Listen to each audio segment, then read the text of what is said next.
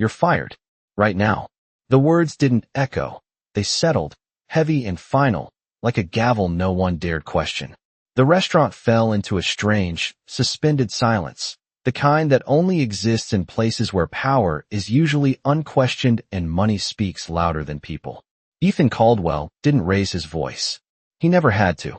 At 38, he had built a $9 billion empire from a single line of code and an intolerance for inefficiency.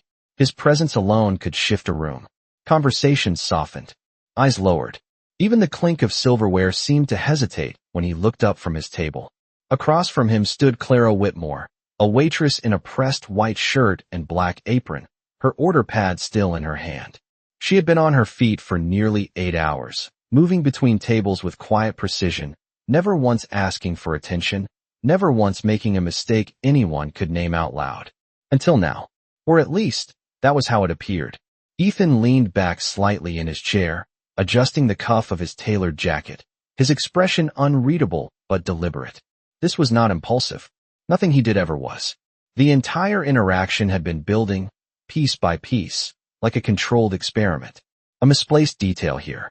A delayed response there. Small pressure points, applied carefully. Most people cracked long before this moment. Most people apologized too quickly, explained too much, revealed who they really were the second their comfort was taken away. But Clara hadn't. Not once. She hadn't rushed, hadn't flinched. Even now, standing in front of one of the most powerful men in the room, perhaps the city, her posture remained steady. Not rigid, not defensive, just still. A few tables nearby had gone completely quiet, their attention drifting without permission. A man in a navy suit paused mid-sentence.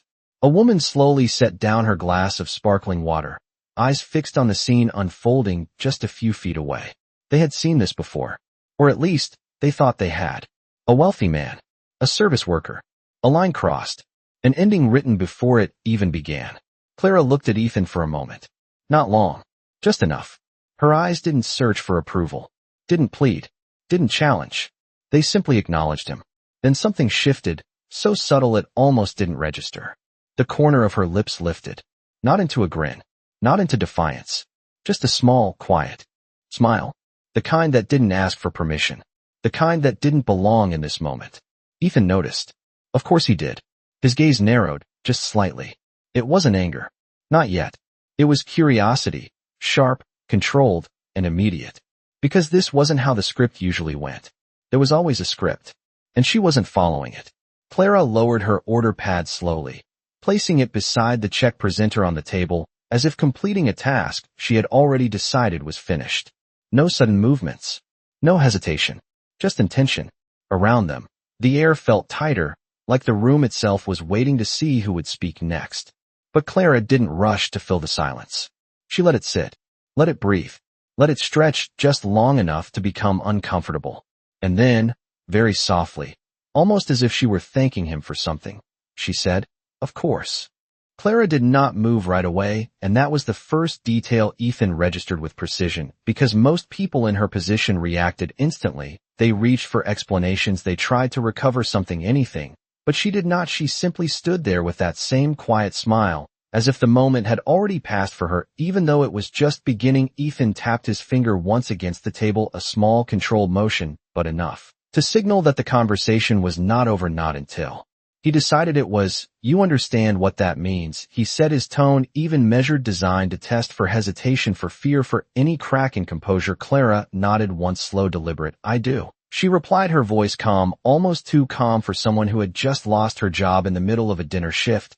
And that was when the subtle shift in the room deepened. Because people were no longer just watching, they were listening. The manager near the back froze mid-step, unsure whether to intervene or stay invisible. A couple at table 12 leaned closer together, their conversation forgotten completely. Ethan studied her more carefully, now not as a customer evaluating service, but as a strategist observing an anomaly. Her posture had not changed, her breathing remained steady, her hands relaxed at her sides, no tremor, no defensive tension, and most importantly, no urgency to fix the situation, which meant one thing: she did not perceive this as a loss, and that made no sense. "Then why are you still standing here?" Ethan asked, tilting his head slightly, the question light on the surface, but sharpened underneath. Clara glanced briefly at the table, at the neatly arranged silverware, at the untouched glass of water that had begun to collect condensation rings on the polished wood, then back at him. "Because you are not finished yet," she said, and for the first time something flickered across Ethan's expression, not anger, not irritation, something closer to recognition. As if she had just stepped into a space he did not expect her to see, he leaned forward slightly, resting his forearms on the table, lowering the distance between them, not in aggression, but in focus. "What makes you think that?" he asked. Clara did not answer immediately. She let the question settle the way she had let the silence settle earlier, giving it weight, giving it presence before responding. "Because if you were finished you would have already looked away," she said simply, and that landed. Differently than anything else she had said so far, because it was not a defense, it was an observation, precise and unsettlingly accurate. Ethan's gaze held hers for a moment longer than necessary, then shifted just slightly, not away, but enough to break the direct line, and in that fraction of movement Clara's point proved itself. The room seemed to tighten again, not with tension, but with awareness, the kind that comes when something unspoken becomes visible. Ethan leaned back, once more exhaling slowly through his nose as if recalibrating. "You made a mistake," he said, not loudly, not forcefully, but with the certainty of someone used to defining reality. "That is the standard here." Clara nodded again. "Yes," she said, "that is what it looked like." A faint pause followed, not long, just enough to introduce a second layer. "And what did it actually look like to you?" Ethan asked immediately, the question sharper now, faster, because curiosity had taken hold fully. Clara reached for the check presenter she had placed earlier, opening it with careful precision, her movements unhurried, as if time had adjusted to her pace. Instead of the other way around, she slid a single folded receipt across the table, stopping it just within Ethan's reach. "It looked like you were waiting for one," she said. Ethan did not touch it right away. His eyes remained on her face, searching for any hint of performance, any signal that this was rehearsed, but there was none, just that same steady presence, the kind that did not ask to be believed, it simply existed. He finally picked up the paper, unfolding it slowly, expecting numbers, expecting a bill. Instead, he found a series of handwritten notes, concise, structured, each line marked with time stamps, observations, patterns, deviations. His own words echoed back to him in fragments: delayed response to pressure, controlled escalation, intentional inconsistency in order sequence. His fingers paused on the edge of the page as the realization began to form, not all at once, but piece by piece, like a system revealing its design. "What is this?" he asked quietly. Clara's smile did not change, but something in her eyes sharpened, not confrontational, not aggressive, just clear. "Your test," she said, "or at least what you thought it was." The air shifted again, deeper this time, because the dynamic had begun to tilt, not dramatically, not yet, but enough that everyone watching could feel it, even if they could not explain it. Ethan looked down at the notes once more, then back up at Clara, and for the first time since the interaction began, there was no immediate response, no correction, no command, just a brief, rare pause, as if the next move required more than instinct, it required understanding, and that was not something he gave easily. The paper remained in Ethan's hand, but his attention was no longer on the ink. It was on her, the way she stood, without shifting her weight, without trying to control how he saw her. And that was the part that unsettled him, because everything in his world responded to pressure, everything adjusted, negotiated, reacted, but she did not. "You documented me," he said finally, his voice lower, now not weaker, just more precise. Clara gave a small nod. "You documented yourself," she replied, and again it was not defiance, it was alignment, as if she was simply placing a mirror where he had not expected one. Ethan's jaw tightened, just slightly, not out of anger, but calculation. His mind already reconstructing the last 20 minutes, the altered orders, the timing, the deliberate inconsistencies he had introduced as variables to measure adaptability under stress. He had done this before, in boardrooms, in interviews, in closed-door evaluations, but never here, never with someone who was supposed to be outside the system. "This is not your role," he said, and it sounded more like a statement than a challenge. Clara glanced briefly toward the dining room, then back to him. "It depends on which role you are referring to," she said quietly, and the distinction landed immediately, because there were always multiple layers in his world: titles, responsibilities, access, and the unspoken structures beneath them. Ethan set the paper down carefully, flattening it against the table as if organizing the situation through physical order. "Start explaining," he said, and the room seemed to lean in again, not visibly, not dramatically, but in that subtle collective awareness that something was unfolding beyond a simple interaction, Clara reached into the pocket of her apron, not hurried, not hesitant, and pulled out a small card, placing it beside the receipt. The movement smooth, intentional. Ethan's eyes dropped to it automatically. White background, minimal design, and name.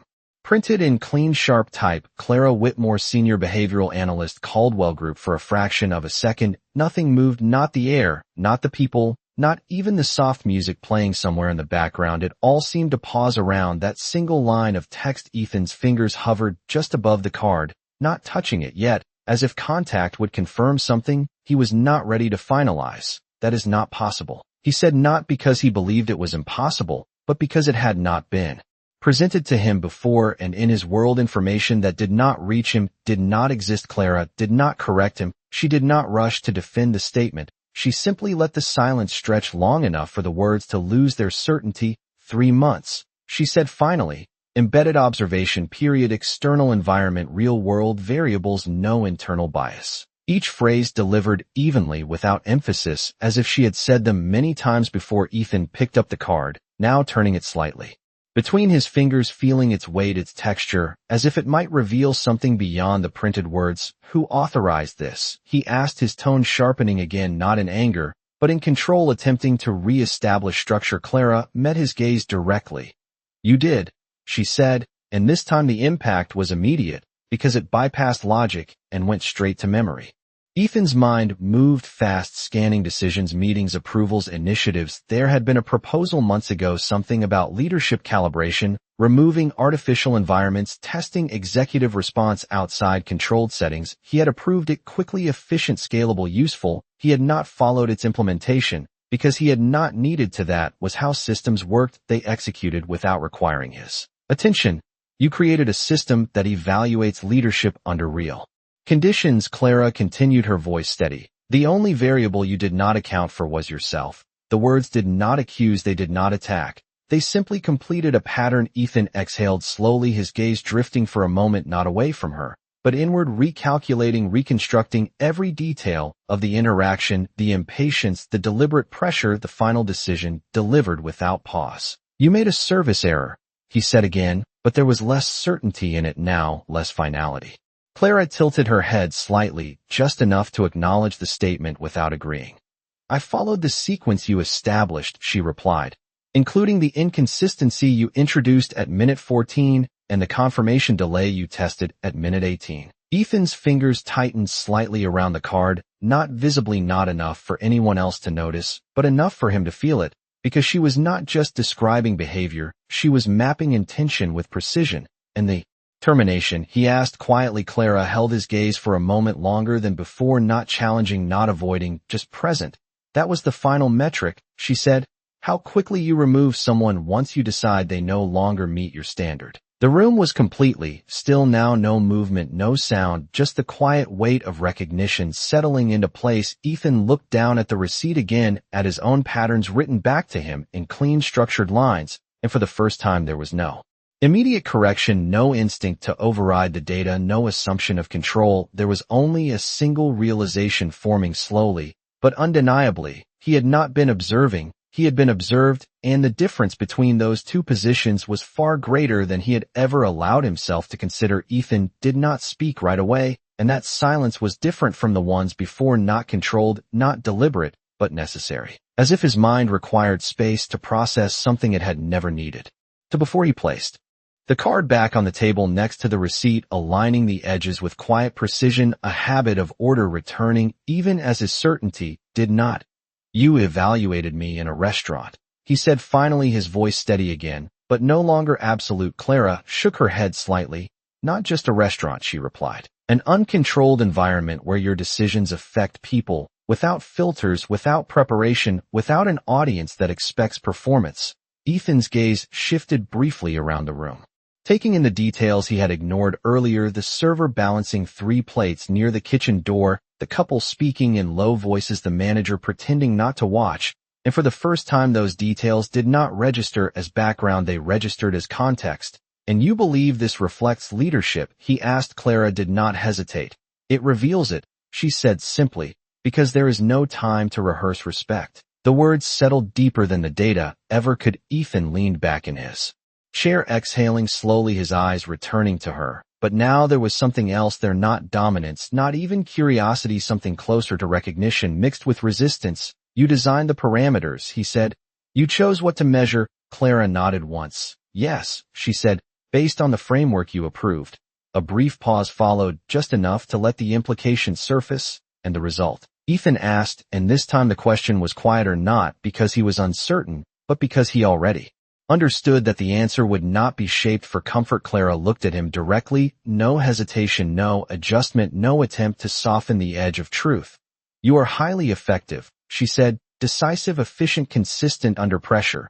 Ethan's expression did not change, but the faintest shift in his posture suggested he recognized the language, metrics, outcomes, validation. But Clara was not finished, and she continued. You remove people faster than you understand them. The sentence did not rise in tone, it did not accuse, it simply completed the evaluation. Ethan's fingers tapped once against the table, then stilled again, a micro-reaction quickly contained, but not entirely invisible. In my world, hesitation costs millions, he said. Clara nodded.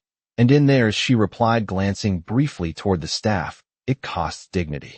The contrast hung in the air, sharp and clean, because it was not framed as opposition, it was framed as coexistence. Two realities operating in the same space with different consequences. Ethan followed her glance, this time fully taking in the people he had filtered out before, the quiet efficiency, the careful attention, the small adjustments made constantly. Without recognition, he had always valued systems because they removed unpredictability, but this was not a system, this was something else, something human and unquantified. You are suggesting I am wrong, he said, and there was no defensiveness in it, just a direct attempt to define the boundary. Clara shook her head again. No, she said. I am suggesting you are incomplete. The word landed heavier than any criticism because it did not challenge his success, it reframed it. Ethan let out a slow breath, his gaze dropping briefly to the receipt, once more, then back to her. And this is your conclusion after 3 months? He asked. Clara tilted her head slightly. This is your conclusion, she said. I just wrote it down. The clarity of that statement removed the last layer of distance between them. There was no longer a test, no longer a scenario, only a reflection. Ethan looked at her for a long moment, not searching, not analyzing, just looking, as if trying to reconcile the version of himself he had always trusted with the one now outlined in front of him. What would you have done differently? He asked, and the question was not rhetorical, it was genuine. Clara did not answer immediately. She considered it, not for effect, but because the question deserved precision. I would have asked why before deciding what, she said quietly. Not because it changes every outcome, but because it changes what the outcome means. Ethan absorbed that slowly, not rejecting it, not accepting it, just allowing it to exist alongside everything else he believed in the room, remained silent, the kind of silence that does not demand to be broken, because something important is already happening within it. Ethan reached for his glass of water finally, taking a small sip, the motion simple, ordinary, but grounding, as if anchoring himself back into the moment. When he set it down, his hand lingered on the table, just for a second longer than usual, then withdrew. You said this was the final metric, he said. Determination. Clara nodded. Yes. Then what happens now, he asked, and this time there was no structure behind the question, no predefined next step, just an open space. Clara's expression remained calm. But there was a subtle shift, something almost imperceptible, like the closing of a loop. Now, she said softly, you decide whether that result is acceptable. And for the first time since the conversation began, the decision did not feel immediate, it did not feel obvious, it simply waited. The question did not rush him, and that alone made it unfamiliar. Ethan had spent years making decisions in seconds, cutting through hesitation like it was inefficiency disguised as caution, but this was different. This did not feel like a decision that could be optimized, it felt like one that had to be understood. He looked at Clara again, really looked this time, not at her role, not at her position, but at the stillness. She carried the kind that did not come from confidence alone, but from clarity, and that unsettled him more than any challenge ever had. Acceptable is not the word I would use, he said finally, his voice quieter, not diminished, just recalibrated. Clara did not react. She did not nod or shift or acknowledge the statement in any visible way, She simply remained present, allowing his words to exist without immediately shaping them into something else. Ethan glanced down at the receipt again, the notes, the patterns, the reflection of his own behavior laid out with a precision he respected, even if he did not like what it revealed. You built a system to evaluate leadership, he continued slowly, and you are telling me that I passed the parts that matter to performance, but failed the parts that matter to people. Clara answered without hesitation. You passed what scales, she said, and missed what stays. The distinction landed clean because it was not about right or wrong, it was about what remained after the outcome had been achieved. Ethan leaned forward slightly, his hands coming together loosely on the table, not as a display of control, but as a point of focus. In my experience, people want results. He said, they say they want respect, but they measure success by outcomes. Clara's eyes held his steady. And yet the people who deliver those outcomes are not variables, she replied. They remember how they were treated long after they forget what they produced. The room around them remained quiet, but no longer tense.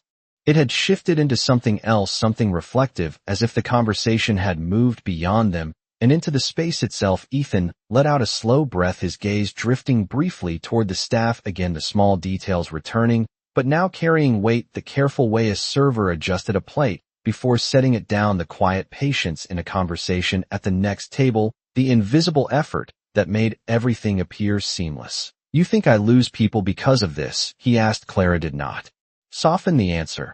I think you lose the ones who could have stayed longer, she said, the ones who do not need pressure to perform, but meaning to remain. Ethan's jaw tightened just slightly, not in resistance, but in recognition, because he had seen it before: high performers leaving without warning, teams that delivered results, but never cohesion, patterns he had attributed to ambition, to opportunity, to the natural movement of talent, but now those patterns aligned differently, they connected to moments like this, moments he had dismissed as necessary efficiency. And what would you change? He asked again, this time not as a test, but as a request. Clara considered him for a moment, not evaluating, not measuring, just seeing. Nothing about your standards, she said, only the moment before you enforce them.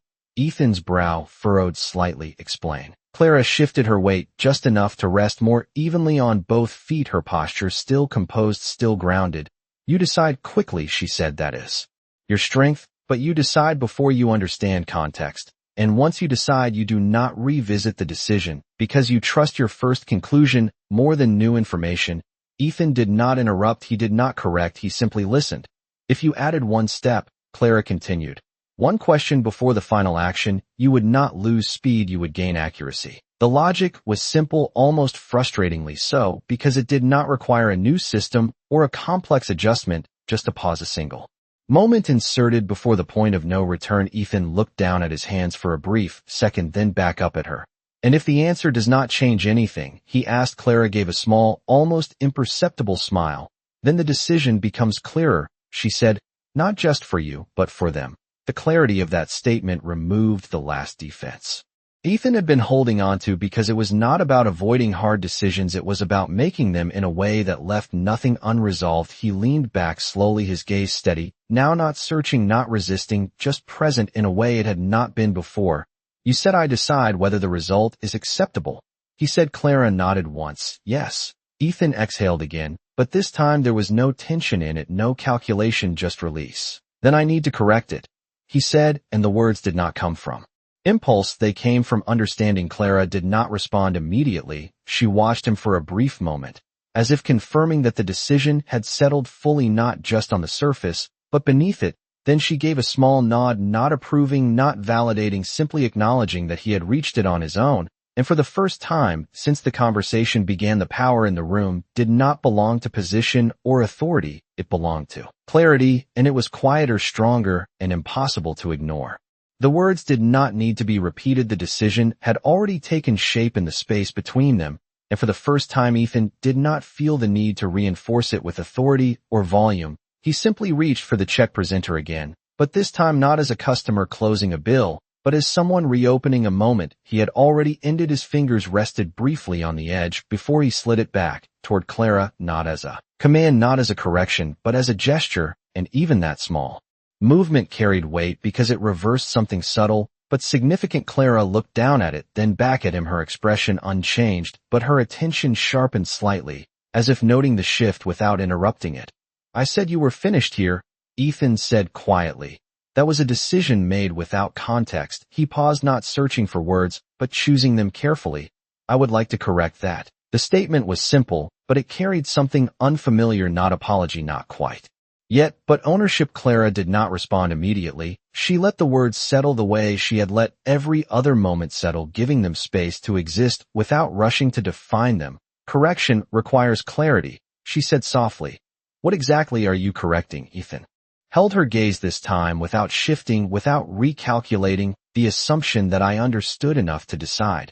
He said, and that was the first time the room felt different, not tense, not quiet, but open, as if something had been released that no one had realized was there. Clara gave a small nod, not in agreement, but in acknowledgement of precision and the action. She asked. Ethan glanced briefly toward the manager, who was still standing near the back, uncertain, caught between protocol and observation, then back to Clara. The action is yours to choose, he said. You were placed here to evaluate, not to serve me. The distinction was clear now, and it carried a different kind of respect, one that did not need to be announced. Clara studied him for a moment longer than before, not testing, not measuring, just confirming that the shift was real, that it was not a reaction, but a recalibration. Then the action is simple, she said. You continue your meal, and I continue my role. Ethan's brow lifted slightly, not in disagreement, but in recognition of balance. As a waitress or as an analyst, he asked. Clara allowed a faint smile to return, not the same one as before, but something warmer, something grounded. Both, she said, because that is the only way the evaluation remains real. Ethan nodded once, accepting that without hesitation, because it aligned with the system he had built, even if it challenged the way he had used it. Then continue, he said, and this time the words did not carry dismissal. They carried permission, not granted from above, but shared across the moment. Clara reached for her order pad again, the same one she had set down earlier, but now the movement felt different, not because the object had changed, but because the meaning behind it had. She picked up the glass of water, adjusting it slightly before speaking.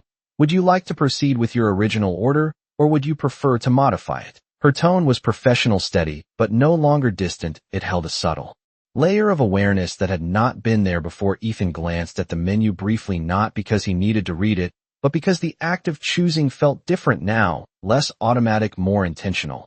I will keep it as it is, he said, then paused just long enough to add something he would not have said earlier.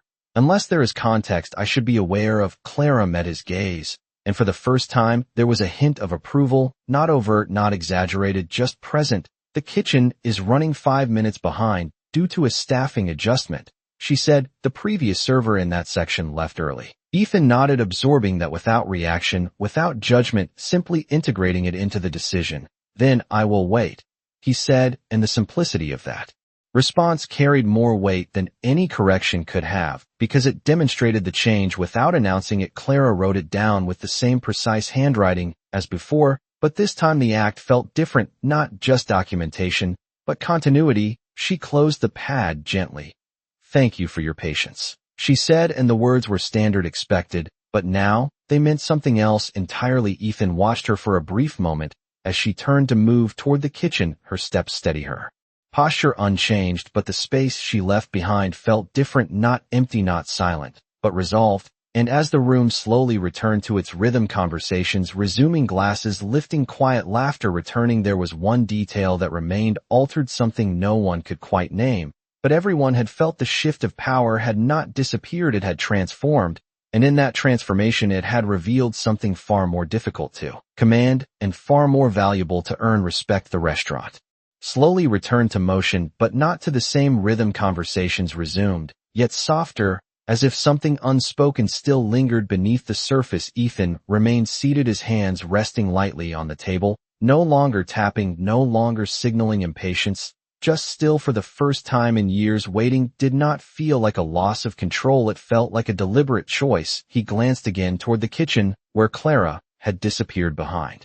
the swinging doors, and for a brief moment the space felt different without her, not empty, just less defined, as if she had carried a certain clarity with her that the room had not known it needed. His phone vibrated once against the table, a message notification, sharp and familiar. He looked at it instinctively, the screen lighting up with a stream of updates, numbers, projections, decisions waiting for input, the usual language of his World-precise, measurable, immediate. He did not pick it up right away. Instead, he let the screen dim again, the silence returning, not forced, not dramatic, just present. A few minutes passed, not long in absolute time, but long enough to feel it stretch across his awareness. The subtle sounds became clearer, the low hum of conversation, the soft clink of glass, the quiet coordination between staff members moving in near invisible patterns, and he began to notice something he had overlooked for years: the absence of friction, not because everything was perfect, but because someone was constantly adjusting to keep it that way. His gaze followed a server as she rerouted around a crowded table. Without interrupting the flow, another refilled a glass just before it was empty. A third caught a slipping napkin before it reached the floor. Small actions, unnoticed, yet essential, and for the first time, he did not see them as background. He saw them as intention. Clara returned, carrying his plate. The movement smooth, controlled, no wasted motion. She set it down carefully, aligning it with the edge of the table, a detail so precise it almost mirrored his own habits. Ribeye, medium rare. She set her tone steady. Cooked to 130 degrees as requested. Ethan glanced at the plate, then back at her. "Thank you," he said, and the words were simple, expected, but this time, they were not automatic. They were chosen. Clara gave a slight nod, not surprised, not seeking acknowledgement, just receiving it as part of the exchange. "Is there anything else you need at the moment?" she asked. Ethan paused, not because he lacked an answer, but because the question carried more weight than before. He considered it for a brief second, then shook his head. "No," he said, "this is enough." Clara held his gaze for a moment, as if noting the phrasing, then stepped back, allowing the space to return to him. Ethan picked up his knife and forked, the familiar weight grounding him, but even this simple act felt different, not routine, not mechanical, but intentional. He cut into the steak, observing the precision of the preparation, the consistency, the balance of effort and execution, and as he took the first bite, he realized something unexpected. The experience was no longer isolated from the people who created it, it was connected to them too. Their choices, their attention, their presence. Clara moved to another table, seamlessly transitioning back into the rhythm of service, but there was no loss of awareness, no separation between roles. She remained both participant and observer, and Ethan understood now why that mattered, because it removed the illusion that performance and reality were separate. They were not. They existed at the same time, in the same space, shaped by the same decisions. A man at a nearby table raised his hand slightly, signaling for assistance. Clara noticed immediately, adjusting her path. Without hesitation, Ethan watched the interaction, brief, efficient, respectful, no excess, no delay, and he recognized the pattern again, not as a system imposed from above, but as a response built from within, something that could not be forced, only cultivated. He set his fork down for a moment, his gaze shifting to the receipt, still lying beside the card, the notes, unchanged. Yet no longer confrontational. They did not accuse, they reflected, and for the first time, he did not feel the need to correct them. He felt the need to understand them. His phone vibrated again, more insistent this time, but he ignored it once more. The urgency on the screen no longer aligned with the moment in front of him, because this moment required something different, not speed, not dominance, but attention. He looked up as Clara passed by again, her steps steady, her presence unchanged, and without thinking he spoke, not loudly, not to interrupt, but to acknowledge. "Clara."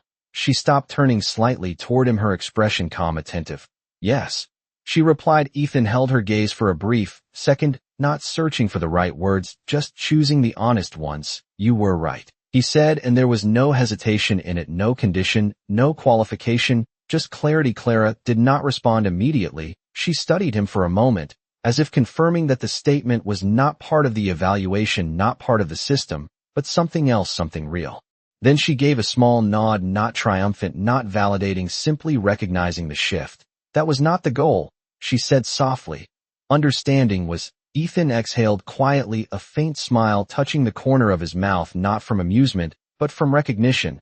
"Then I am starting to understand," he replied, and for the first time since he had walked into the restaurant, the outcome did not feel like something to control. It felt like something to carry forward, and that difference changed everything. The rhythm of the restaurant continued, but something within it had shifted, not in sound, not in movement, but in awareness. Ethan finished another bite of his meal, slower this time, not because the food demanded it, but because the moment did. He placed his fork down gently, not with the finality of completion, but with the intention of presence. His gaze moved again across the room, but now each detail held context, not just function. He noticed how the manager adjusted his stance when speaking to a staff member, lowering his tone slightly, how a server paused for half a second before approaching a table, reading the mood before stepping in, how even the lighting seemed to soften near the windows, where conversations leaned more personal. These were not systems, they were decisions made in real time, shaped by something less measurable but no less precise. Clara moved through the space with the same quiet efficiency, but now Ethan could see the layers beneath it, not just what she did, but how she chose when to do it, the timing, the restraint, the awareness of others that extended beyond the task itself. And he realized that this was the part his systems had never captured, not because it could not be measured, but because it required attention rather than control. His phone vibrated again, this time longer, more insistent, the screen lighting up with a call from his chief operating officer, a name that usually meant urgency, that required immediate response. He looked at it for a moment, the familiar pull of responsibility, of expectation, of speed. Then slowly, he turned the phone face down, the decision small but deliberate, because for the first time the most important input was not coming from his network, it was already in front of him. Clara returned briefly to his table, not to interrupt, but to check the timing, her eyes moving quickly across the plate, the glass, the space itself, assessing without intrusion. Everything to your preference? She asked. Ethan nodded once. Yes, he said, then after a brief pause added, and to yours? Clara's expression shifted just slightly, not surprise, not approval, just acknowledgement of a different level of awareness. That is part of the same standard, she replied. Ethan leaned back slightly, his gaze steady. I used to think standards were fixed, he said. Something you enforce, not something you adjust. Clara rested her hand lightly against the back of the chair beside the table, not leaning, not settling, just anchoring the moment. Standards are fixed, she said, but how you apply them determines whether people grow or leave. Ethan absorbed that quietly, his mind connecting it to patterns he had seen, but never fully understood. High turnover in high performance divisions, teams that delivered results, but lacked continuity, leaders who excelled individually, but failed to retain talent. It had always been framed as a cost of excellence, something unavoidable, something external, but now it aligned differently. It traced back to moments like this, small decisions made quickly, without context, without pause. And you believe that changes with one question? He asked. Clara gave a slight nod. Not the outcome, she said, the experience of it. Ethan looked down at the table again, at the receipt still resting beside the card, then back at her. Experience does not show up in reports, he said. Clara's gaze remained steady. Not immediately, she replied, but it shows up in who stays when they have the option to leave. The simplicity of that statement carried more weight than any metric he had reviewed, because it reframed retention not as a function of compensation or opportunity, but as a reflection of how people were treated in the moments that mattered most. Ethan reached for his glass again, taking a small sip, then setting it down with the same care he had seen in others. You observed me for 3 months, he said. Why reveal it now? Clara did not hesitate. Because you reached the point where the pattern became consistent, she said. Before that it could have been situational. After this, it becomes a habit. Ethan nodded slowly, understanding that distinction. Habits defined leadership more than isolated actions did, and habits once formed were far more difficult to change. The timing of her reveal was not dramatic, it was precise. And if I had asked that question earlier, he said. Clara allowed a faint smile, then this conversation would not be necessary, she replied. Ethan let out a quiet breath, not of frustration, but of recognition. Then I was not just evaluating you, he said. I was revealing myself. Clara met his gaze directly. That is what real environments do, she said. They do not change who you are, they show it. The words settled into the space between them, not as a conclusion, but as a foundation, something that would remain long after the moment passed. Ethan glanced once more around the room, the same restaurant, the same people, the same movement, but none of it felt the same, because he was not seeing it the same way, and for the first time, he understood that leadership was not just about what he built or how fast he moved. It was about the space he created for others within it, and that space was shaped one decision at a time, even the ones that seemed too small to matter. The plate was nearly empty now, but Ethan had not rushed through it the way he usually did. He had moved through the meal with the same measured attention he had begun to apply to everything else in the room, and when he finally set his fork down for the last time, it did not feel like the end of dinner. It felt like the completion of Something else, something quieter, something internal. He reached for the receipt again, not to review it, not to challenge it, but to fold it carefully, placing it beside the card, as if acknowledging its place in the moment. Clara approached once more, her steps steady, her presence unchanged, yet the space between them felt entirely different now, not defined by roles or assumptions, but by clarity. "May I bring you anything else?" she asked. Ethan shook his head slowly. "No," he said, then paused just long enough to add, "You already have." Clara held his gaze for a brief moment, not searching for meaning, but recognizing it. Then she gave a small nod and reached for the check presenter, preparing to close the table, but Ethan's hand rested lightly on it before she could move it, not stopping her, not controlling the motion, just signaling a pause. "There is one more thing," he said. Clara waited, not interrupting, not anticipating, just allowing the moment to form. "This system," Ethan continued, "the one you used to evaluate me, it should not be hidden at this level alone." Clara's expression remained calm, but her attention sharpened slightly. "Explain," she said. Ethan leaned back slightly, not distancing himself, but giving the thought space. "If it only exists in isolated evaluations, then it corrects individuals, but not culture," he said. "It needs to scale, not as control, but as awareness." Clara studied him for a moment longer than before, not because she doubted him, but because she understood the weight of what he was suggesting. "Scaling awareness requires consistency," she said, "and consistency requires commitment beyond a single moment." Ethan nodded once. "Then it starts with this one," he replied, and there was no hesitation in it, no attempt to frame it as strategy or advantage, just a direct continuation of the shift that had already begun. Clara considered that quietly, then gave a small nod, not in agreement, but in recognition that the decision had moved beyond words. "Then the next step is yours," she said. Ethan reached into his jacket, pulling out a card, placing it beside hers, not with emphasis, not with expectation, just as an option. "Tomorrow morning," he said, "I want you in the room when we review leadership metrics, not as an observer, but as a voice." Clara glanced at the card, then back at him, her expression steady. "I am already a voice," she said softly. Ethan allowed a faint smile, not from contradiction, but from understanding. "Then I want others to hear it," he replied. The exchange held for a moment longer than necessary, not because it needed to be prolonged, but because it carried something that did not need to be rushed. Clara picked up the check presenter this time, completing the motion that had been paused earlier, the action simple, but final in a way that felt complete rather than dismissive. "I will be there," she said. Ethan nodded once, accepting that without adding anything further because nothing more was required. Clara stepped away, moving back into the rhythm of the restaurant, her role unchanged yet undeniably expanded. Ethan remained seated for a moment longer, the room around him continuing, as it always had, conversations flowing, staff moving, glasses clinking, but none of it felt the same because he was not the same, not in position, not in power, but in awareness. He reached for his phone finally, turning it over, the screen lighting up with missed calls, messages, decisions waiting. But before he opened any of them, he paused just for a second, long enough to remember the space.